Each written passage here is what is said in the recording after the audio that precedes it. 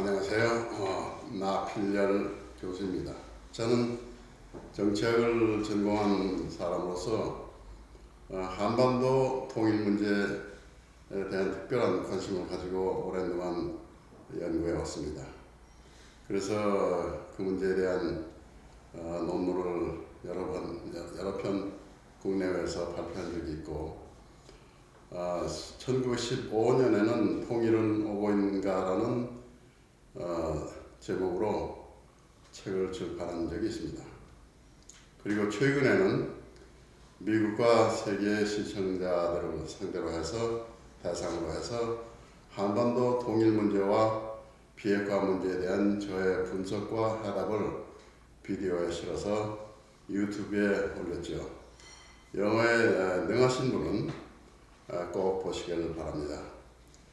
유튜브의 서치 박스에 필렬과 PIL-YULLRA를 찍어 놓고 클릭해 보세요.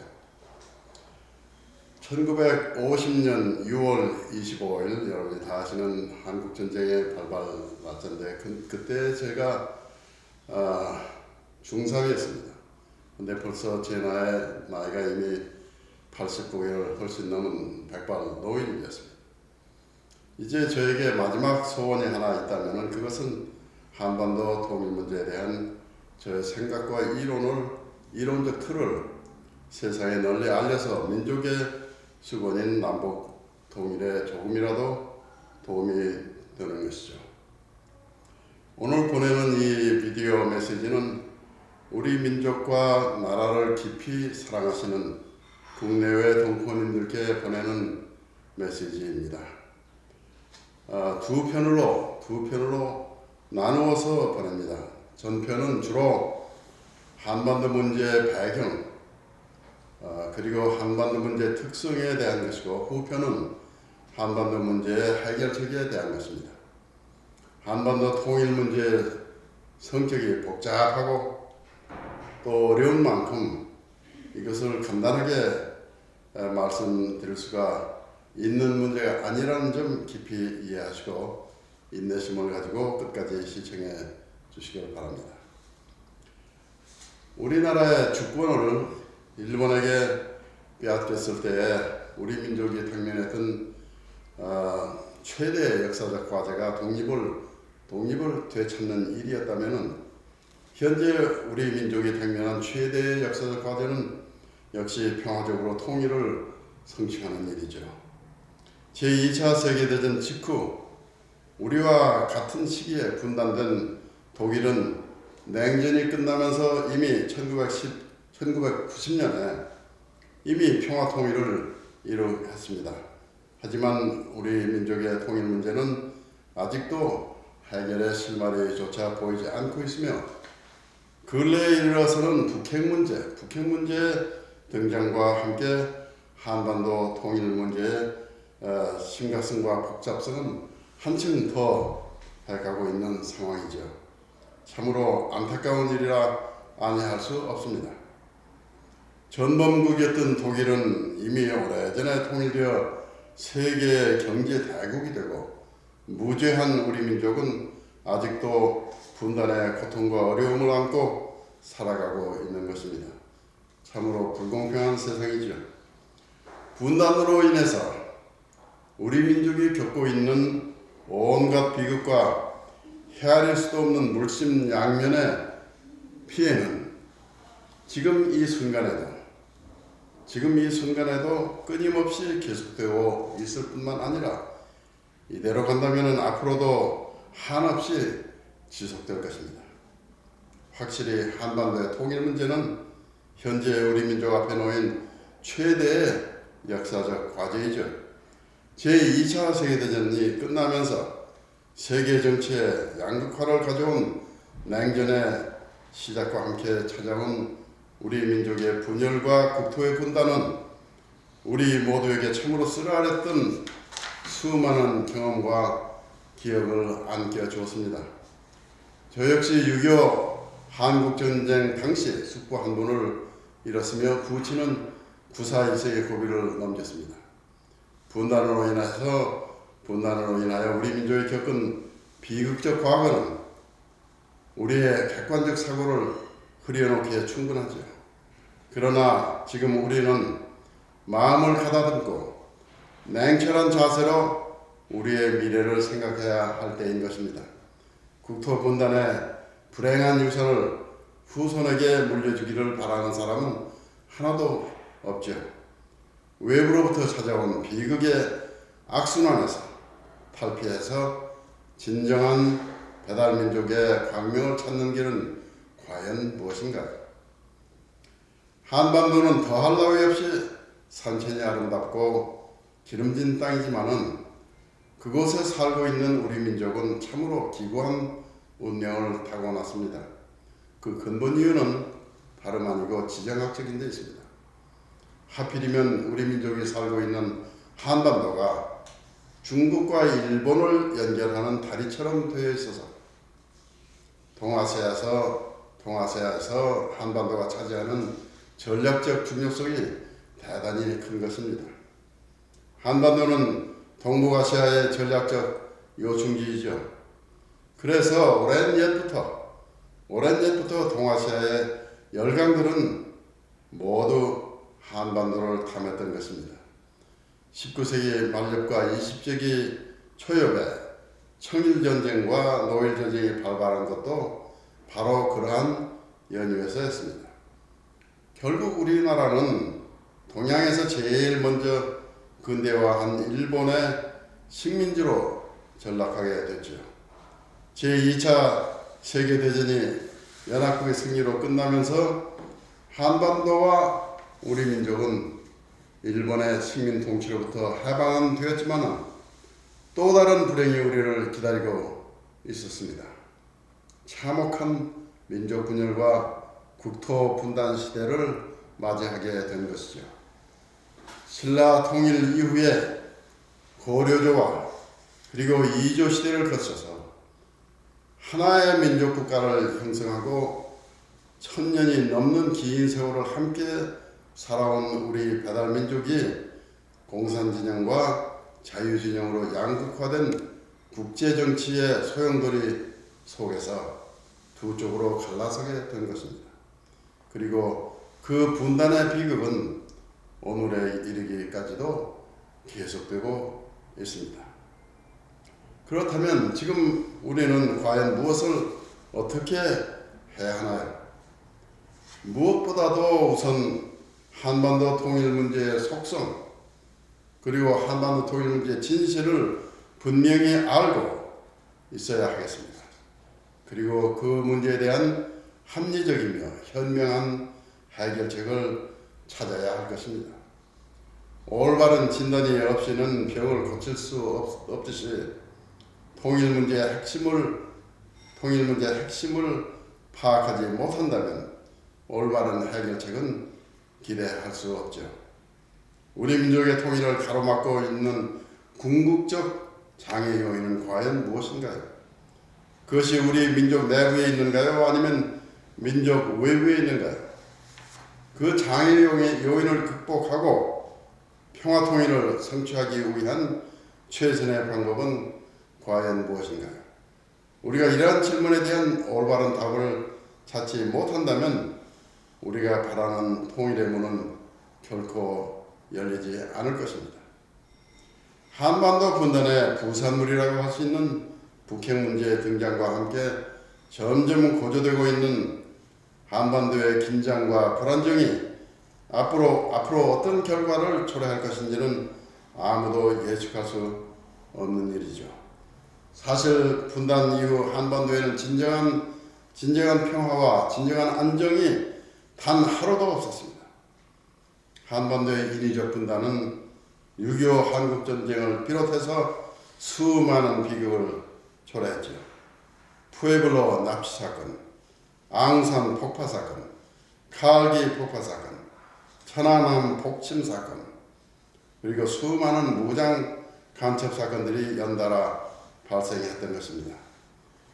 이제 와선 무고한 인명의 대량 학살을 예고하는 핵무기까지 한반도에 등장했으니 갈대로 다 간 셈이죠. 한반도가 분단되어 있는 한 우리 민족에게 진정한 안정과 평화는 있을 수 없으며 우리 민족은 영원히 민족 분열의 고통을 안고 살아야 하는 운명을 면할 수 없을 것입니다.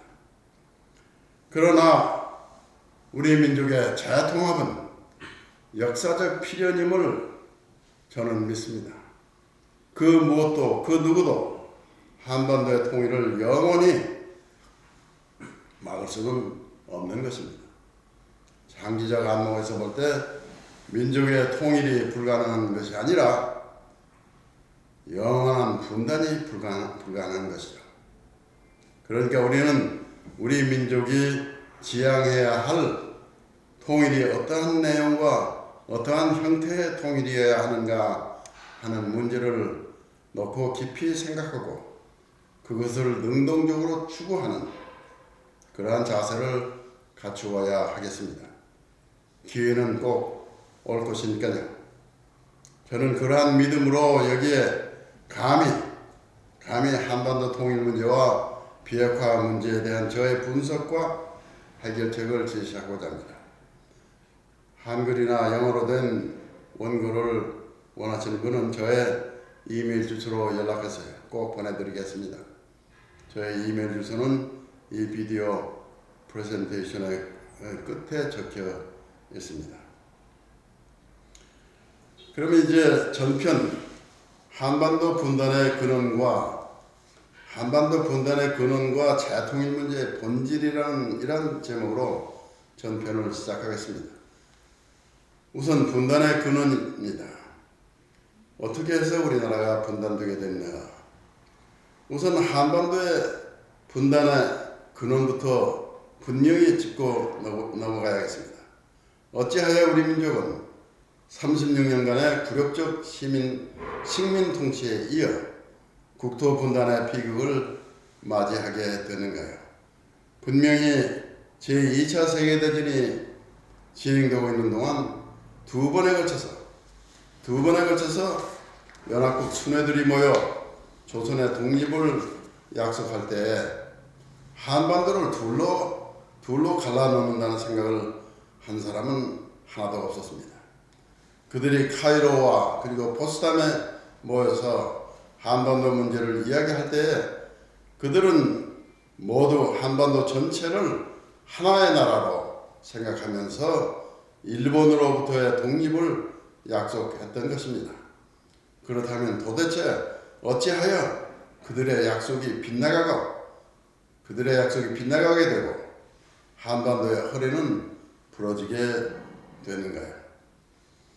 한반도가 두 쪽으로 갈라지게 이른 상세한 경위를 아시는 분은 많지 않을 것입니다.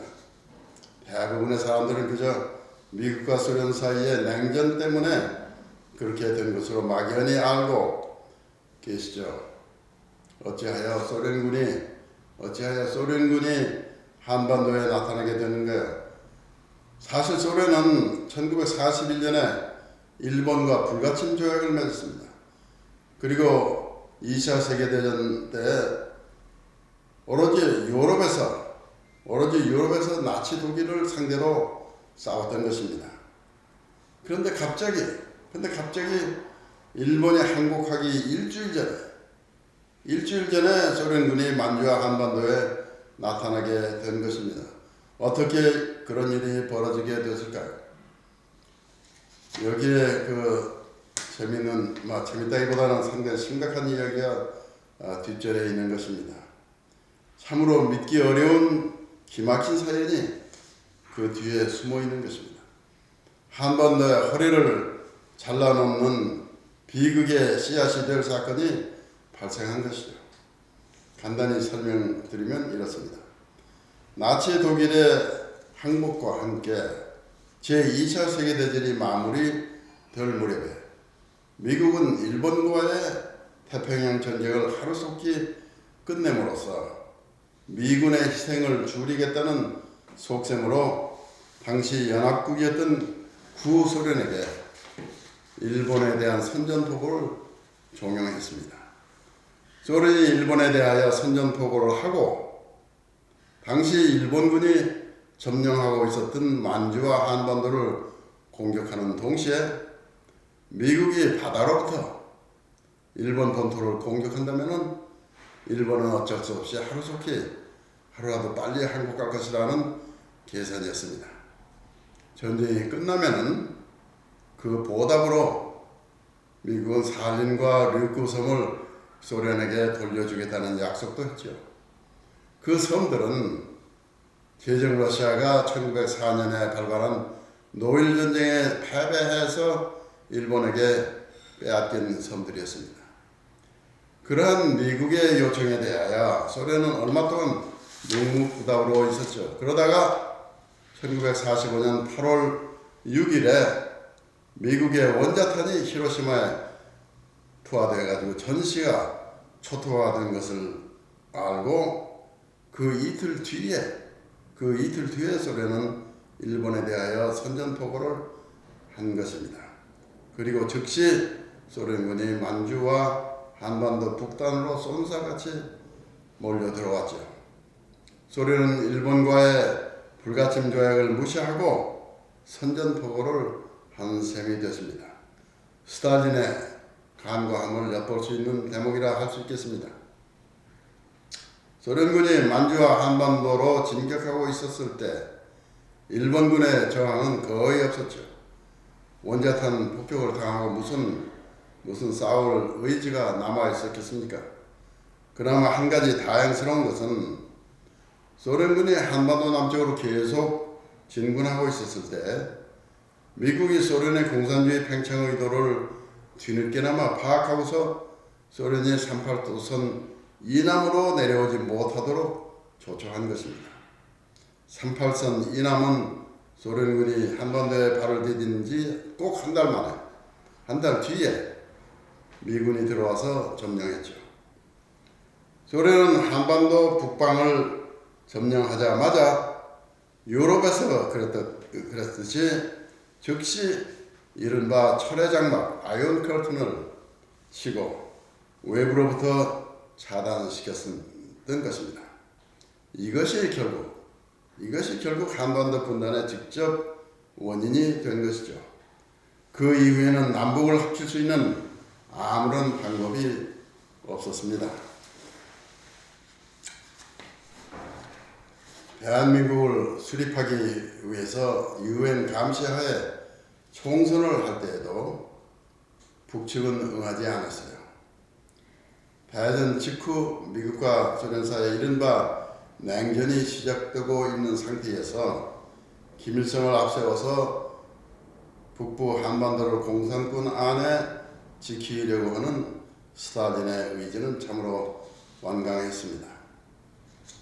돌이켜 생각을 해보면은 소련이 일본에게 선전포고했다고 해서 일본의 항복이 앞당겨진 것은 결코 아니었죠. 그렇지만 바로 그날 우리 배달민족의 운명은 다시 한번 비극과 고난의 시면으로 떨어지고 있었던 것입니다.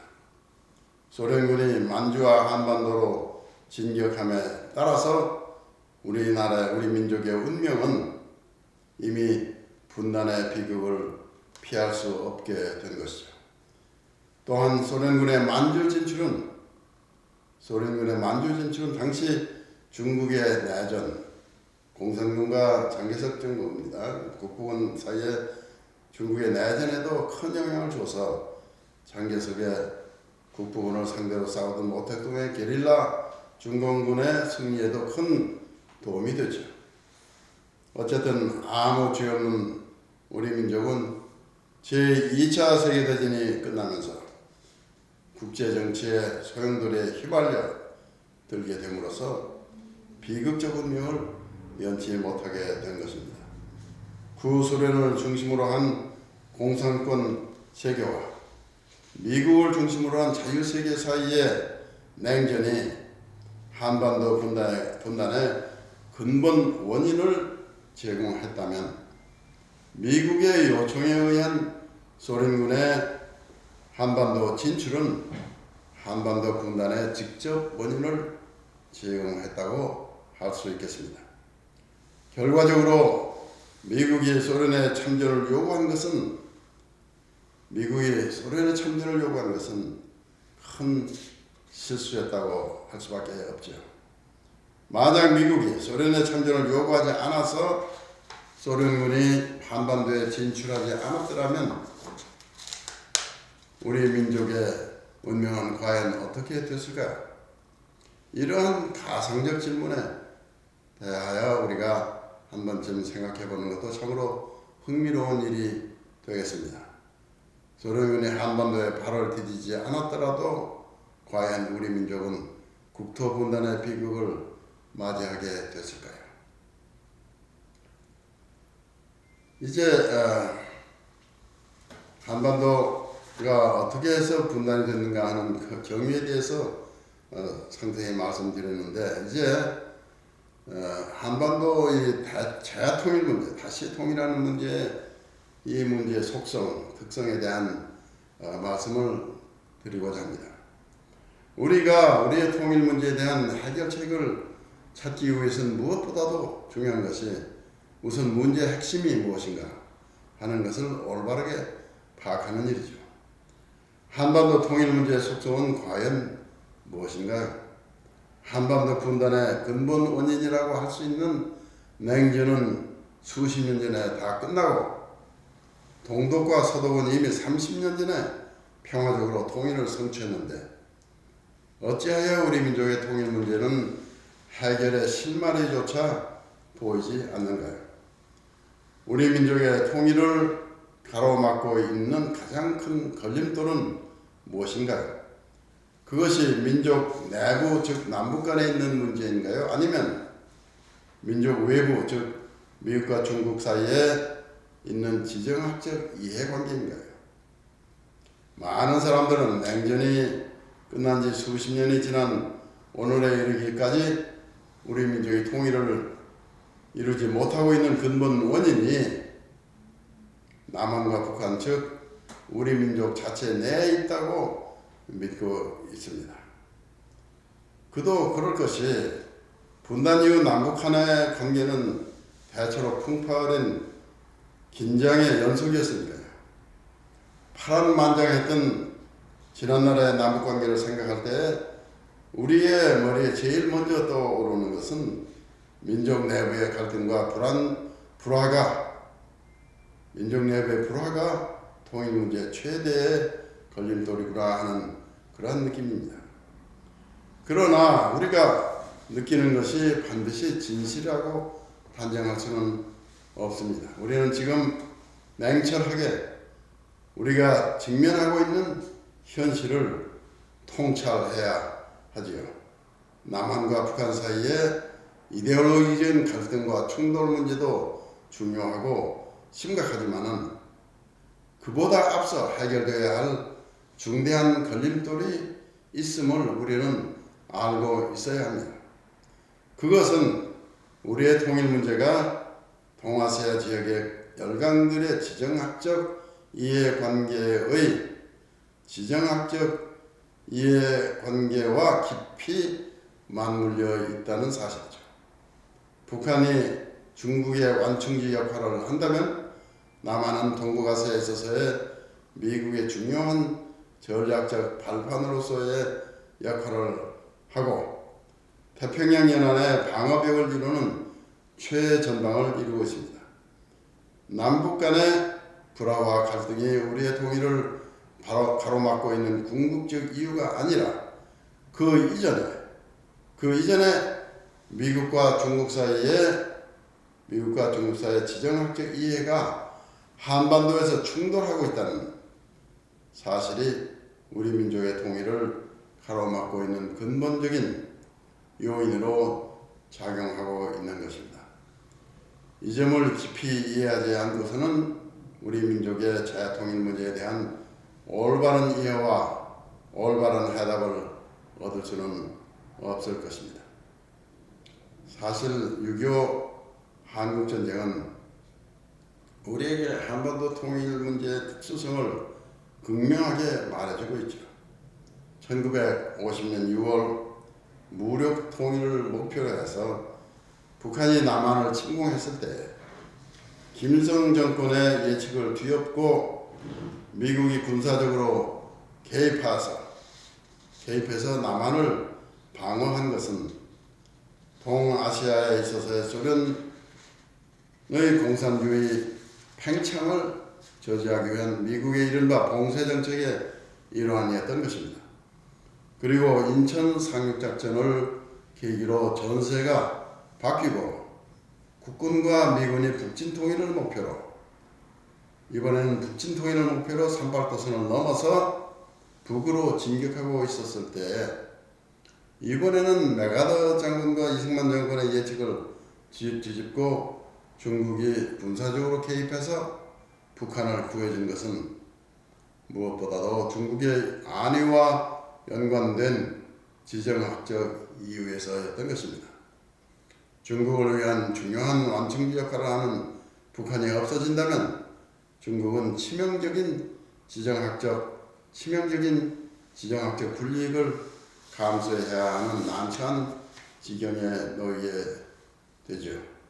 압록강을 사이에 두고 미국과 동맹관계에 있는 대한민국과 기나긴 국경을 공유하게 되는 참으로 불편한 상황이 벌어지게 될 테니까요.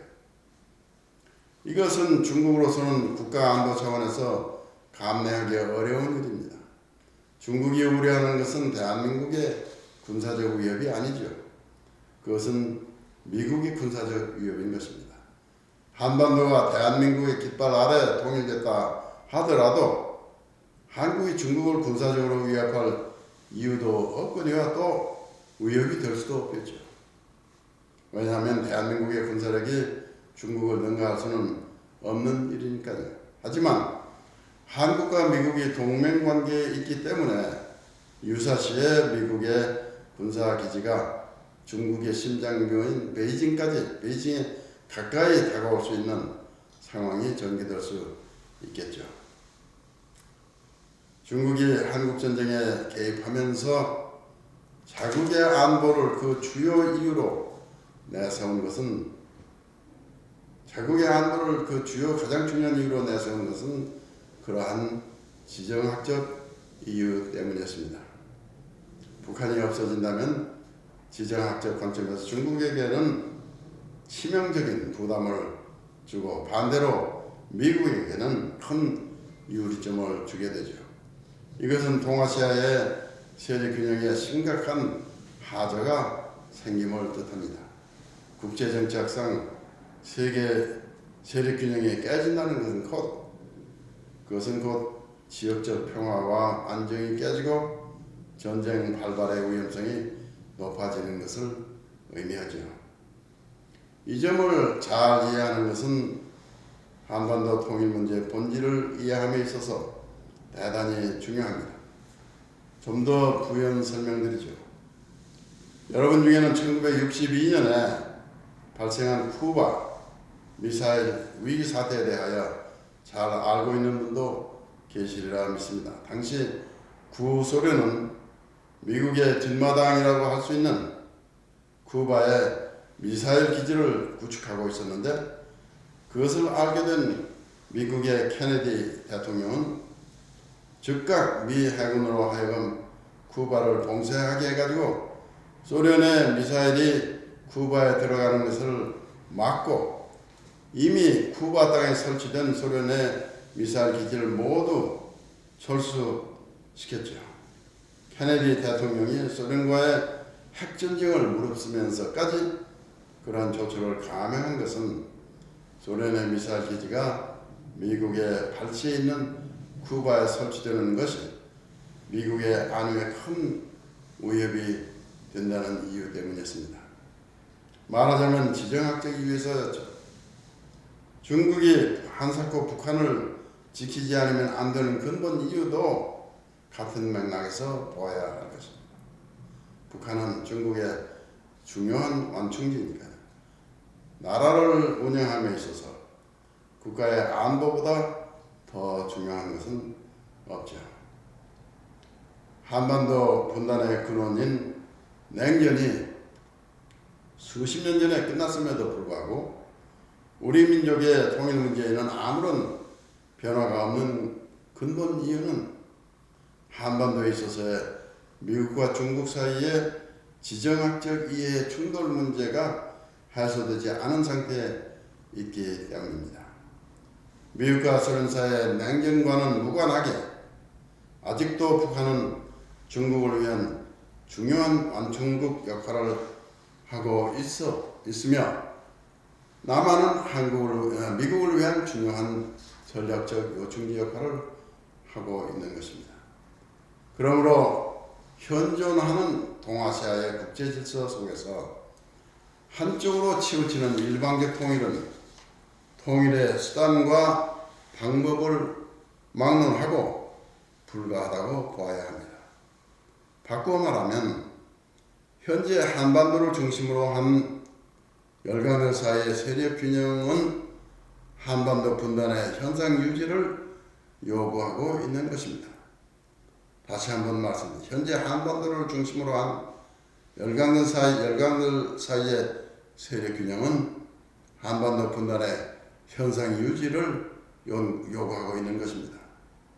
한반도의 분단은 동아시아 지역의 세력 균형을 위한 인질로 잡혀 있는 셈이죠.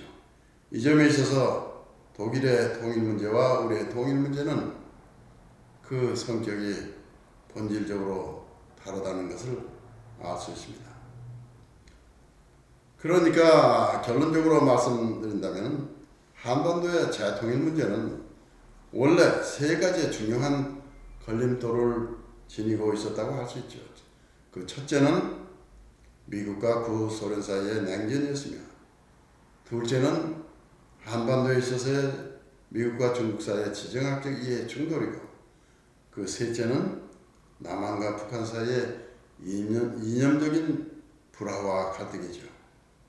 그 세 가지 장애 요인 중에서 지금까지 해결된 것은 미국과 구소련 사이의 냉전이 끝났다는 것뿐입니다. 나머지 둘은 지금부터 해결해야 할 과제이죠. 둘째와 셋째 중에서 어느 것이 우선하는 문제인가? 하나는 미국과 중국의 한반도에 있어서의 지정학적 이해에 관한 것이고, 또 하나는 민족 내부적인 이슈입니다. 이 질문에 대한 정답을 찾기 위해 우리는 독일 통일의 이해를 자세히 검토해 볼 필요가 있습니다. 독일의 이해는 우리에게 참으로 시사하는 바가 크지요. 1990년에 독일이 평화적으로 재통일을 성취할 수 있었던 것은 독일 민족이 우리 민족보다 똑똑해서가 아닌 것입니다. 독일의 재통일을 가로막고 있었던 유일한 장애 요인이었던 냉전이 끝났기 때문이죠. 냉전이 끝나면서 독일 통일의 문은 활짝 열리게 되고, 독일 민족은 그 기회를 현명하게 포착해서 평화 통일을 성취할 수 있었던 것입니다. 좀 더 자세히 설명드리면 이러합니다. 구소련의 리더였던 고르바초프가 1980년대 말엽에 세상을 놀라게 한 획기적인 정책 변화를 추구하면서 약 반세기 동안 지속되던 냉전은 드디어 종말을 고하였습니다. 그리고 유럽과 여러 여타 지역에는 새로운 정치 지도가 그려지기에 이른 것입니다. 고르바초프가 노벨 평화상을 받게 된 것은 그러한 연유 때문이었죠. 그는 대내적으로 개혁 개방 정책을 추구했고, 또 대외적으로 위성 국가들에 대한 불간섭 정책을 추구했던 것입니다. 그 결과로 구소련 제국은 와해되고 동유럽과 중앙유럽 그리고 여타 지역에 큰 정치적 변화가 발생하게 된 것입니다. 구소련의 위성국이었던 동유럽과 중앙유럽의 국가들은 모두 공산주의 정치권을 벗어나 서구의 민주진영으로 향하는 것입니다. 동독과 서독이 평화적으로 자유통일을 성취할 수 있었던 것도 그러한 시대적 배경이 있었기 때문에 가능했던 것입니다. 그러니까 따지고 보면은 독일 통일의 진원지는 독일 그 자체가 아니라 모스크바였던 것입니다. 여기서 우리가 특별히 주목해야 할 점은 미소 간의 냉전이 지속되고 있는 동안에는 독일의 자유통일도 불가했다는 점이죠. 독일 민족은 그들의 동서분단이 제2차 세계대전을 일으킨 자신들의 죄에 대한 대가로서의 의미를 지니고 있는 동시에 미소 간의 냉전의 결과라는 것을 잘 알고 있었기 때문에 독자적으로 통일을 이룩하려는 생각과 행동을 하지 않았다고 말할 수 있습니다.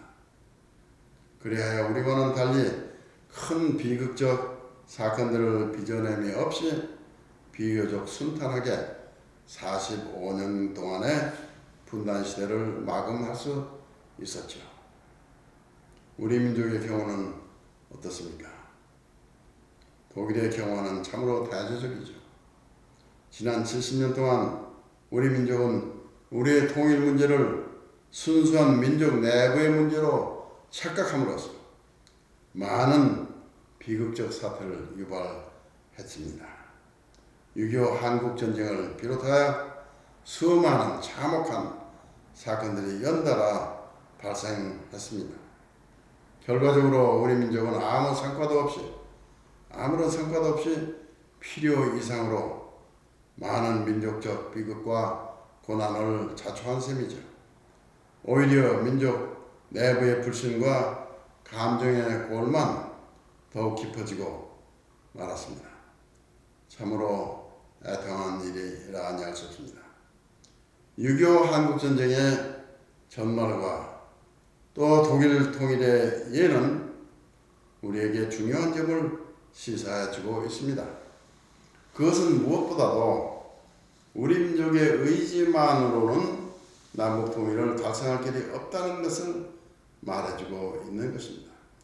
이것은 우리 민족에게는 대단히 유감스러운 일이죠. 그러나 우리는 그것을 역사적 진실로서 받아들이지 않을 수 없습니다. 외세에 의하여 강제로 분단된 나라의 재통일 문제는 우선 분단의 근원인 열강들 간의 쟁점이 해소된 연후에야 비로소 해결될 수 있다는 것을 인류 역사는 우리에게 시사해주고 있죠. 우리는 지금이라도 한반도 통일 문제의 성격을 바로 이해하고 새로운 통일 방식을 모색해야 하겠습니다. 한반도의 통일은 제3의 길을 요구하고 있습니다. 그것은 한반도 통일 문제가 순수한 민족 내부의 문제가 아니기 때문이죠. 한반도 통일 문제의 핵심은 무력 통일이냐 평화 통일이냐 하는 문제가 아니라 그에 앞서 통일 한반도가 국제적으로 어느 쪽으로 향하는 국가가 될 것이냐 하는 문제가 지배적인 성격의 문제인 것입니다. 그것은 한반도 전체의 귀추 여하에 따라서 동아시아에 있어서의 국제적 세력 균형이 흔들릴 수 있기 때문이죠. 바꾸어 말하면 분단된 한반도가 현재 동아시아에 있어서의 세력 균형 현상 유지를 위하여 중요한 요인으로 작용하고 있는 것입니다. 이것은 우리의 통일 문제가 민족 내부의 문제이기에 앞서 국제정치 영역의 문제임을 뜻하는 것이죠. 우리 민족은 이러한 현실을 직시하고 불운한 한반도의 지정학적 위치를 전화위복으로 만드는 지혜를 발휘하도록 노력해야 할 것입니다. 무력 통일이든 평화적 흡수 통일이든 정치 외교적으로 한쪽으로 치우치는 한반도의 통일은 동아시아 지역에 있어서의 현존하는 세력 균형과 공존할 수 없다는 점이 한반도 통일 문제의 핵심 문제라 할 수 있습니다. 그러므로 우리 민족의 통일을 위해 찾아내야 할 길은 어떻게 하면 상충하는 미국과 중국 사이의 한반도에 있어서의 지정학적 이해관계를 한반도의 통일과 조화를 이루게 할 수 있는가 하는 것이죠. 한반도의 통일이 한쪽으로 치우침으로써 동아시아에 있어서의 국제적 세력 균형을 파괴한다는 것은 우리 민족이 지향해서는 안 되는 위험한 길이죠. 그것은 오직 동아시아에 있어서의 긴장을 고조시키고 종국에 가서는 큰 비극적 사건을 불러일으키는 악수가 될 것입니다.